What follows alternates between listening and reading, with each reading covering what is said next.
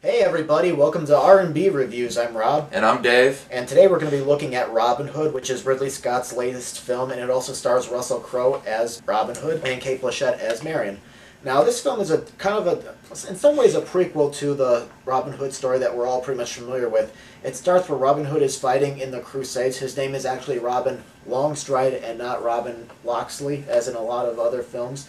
And then afterwards he returns to England, and that's when he kind of starts his career off as an outlaw. There's a lot of things going on, like the Locksley family is getting taxed, and Nottingham, as a matter of fact, the whole town of Nottingham is also going through some problems, and the barons in the north are about to start a civil war, and there's some back dealings going on here and there. I thought the film started with some strikingly beautiful photography. And the film had some excellent sets and production design, but to me, this movie, I kind of felt a little bit more graphically violent than some of the other Robin Hood films, in my opinion. Yeah, I kind of think because the film's rated PG-13, but it may have been better if they had rated it R. The battle sequences, they weren't bloody like Braveheart was. It might have gone better with R, just because as violent as it was. I don't know if I would agree with that, but the opening battle in France, the first act of the film in France, was probably my least favorite segment. I thought it was kind of muddled and convoluted, and I just wasn't as interested. And one thing that always drove me nuts with Ridley Scott is when he always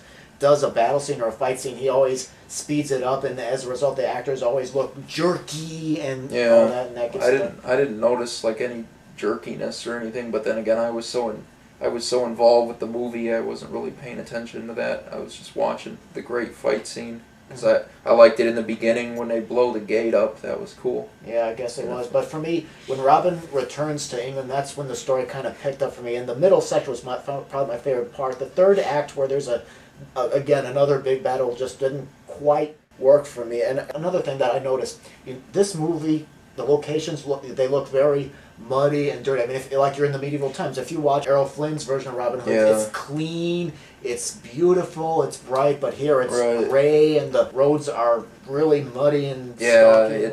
It was a lot more realistic, and it showed how people, how people suffered and how they paid in those days. You felt like you were in those times. Another difference I noticed is Maid Marian is not a maiden in this film. She's actually a widow to a soldier who died during the Crusades. So I like that they did something different things here, because I think it made more interesting, because we've seen the same retelling over and over again. And I did read Roger Ebert's review for Robin Hood, and he complained that there just wasn't enough snappy, funny dialogue between Marian and Robin Hood like you've seen in the past. I think it was time just to try to do something different. I mean, there is some snappy dialogue here, maybe not quite as much, but there is some.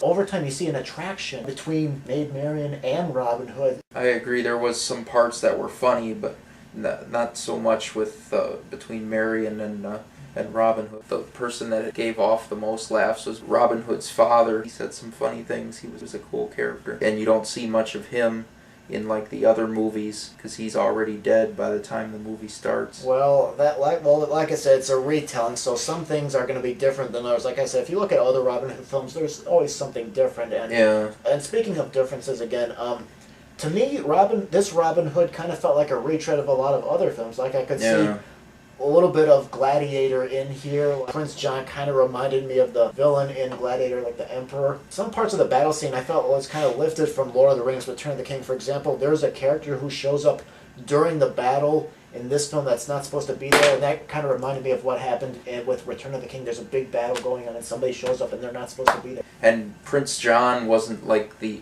ultimate bad guy in this one. It was the French that was the ultimate bad guys. Yeah. And even the evil sheriff of Nottingham, he wasn't that evil in this one. No, not like the original story that we're used to. Yeah, like I said, they do different things here, but I guess you could call him the main villain, Godfrey. Some people are comparing him to Heath Ledger's Joker for some reason. I don't know why. The only thing they got in common is they both have scars around their lips. I don't know what about. But you mentioned the boats in the last battle.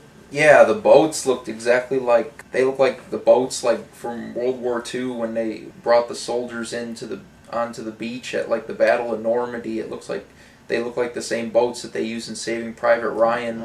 They could have just, well, there was oars on them to fit the time period, but it's like they could have just stuck oars to the sides of them and just reused them from Saving Private Ryan, because that same conning tower where the wheel is that the that the guard turns to open the doors was on there, and there was even a guard standing up there, just like in Saving Private Ryan, where the soldier's standing up there. It was Yeah. So, yeah, but I mean, it kept me entertained. I'd probably give this movie a mild see it in theaters verdict. I thought it was entertaining, not the greatest film. I don't think this is Ridley Scott's best film, but No. yeah, it kept me entertained. There was just some parts that just didn't work for me. Yeah, I'm gonna see it also because it was entertaining, even though, like you said, it wasn't his best film, but I enjoyed it. Okay. All right, so you guys know what to do. You leave your comments and tell us your thoughts about the movie if you've seen it or the video, and we'll see you next time. So thank you very much for watching.